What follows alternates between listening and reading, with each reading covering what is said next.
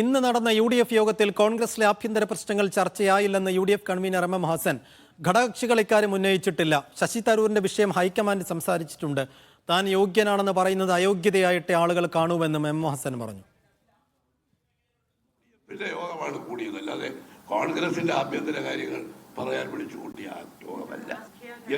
എല്ലാ കക്ഷികൾക്കകത്തും ആഭ്യന്തര പ്രശ്നങ്ങളുണ്ട്.